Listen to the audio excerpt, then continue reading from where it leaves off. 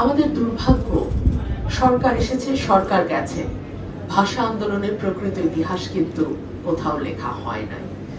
আমি অলি আহাদ সাহেবের মেয়ে হিসেবে আমি নিজে জানি যে কোনো বইতেই শিশুদের কিংবা এর পরবর্তীতে পাঠ্যসূচিতে যে বইগুলো থাকে তার কোনোটাতেই ভাষা আন্দোলনের প্রকৃত ইতিহাস নেই।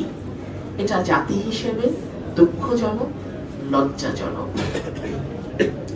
আমার মনে পড়ে আমি যখন ছোট ছিলাম, হোসেন মোহাম্মদ এরশাদ তখন ক্ষমতায়, এবং আমার বাবা ইত্তেহাদ পত্রিকার প্রকাশক এবং সম্পাদক ছিলেন। এই পত্রিকায় সরকারের সমালোচনার জন্য তিনি বছরে 9 মাসই কারাগারে থাকতেন।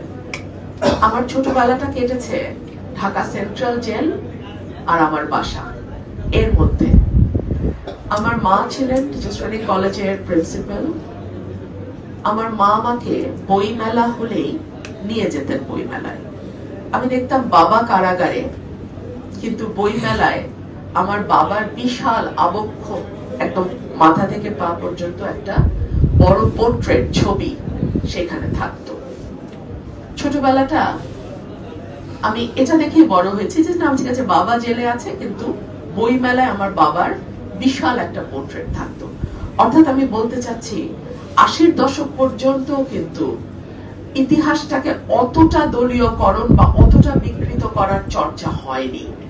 বাবাকে তার রাজনৈতিক মতের কারণে কারাগারে থাকতে হয়েছে, কিন্তু তার যে প্রাপ্য সম্মান এবং ভাষা আন্দোলনের মুখ্য চরিত্র হিসেবে তার যে ভূমিকা, সেটা কিন্তু তৎকালীন সরকার মুছে ফেলবার চেষ্টা করে না। কিন্তু এরপরে যখন দলীয় সরকার আসা শুরু করলো, আওয়ামী লীগ, বিএনপি, আওয়ামী লীগ, এরপরে আর আমি ভাষা আন্দোলনের সত্যিকারের যারা নায়ক তাদের ছবিটাকে ধীরে ধীরে ধীরে ধীরে মুছে যেতে দেখলাম। এটা জাতি হিসেবে আমাদের জন্য লজ্জার। আমি আশা করব বাংলাদেশের রাজনীতি 5ই অগস্টের পরে একটা নতুন রূপ পেতে চলেছে।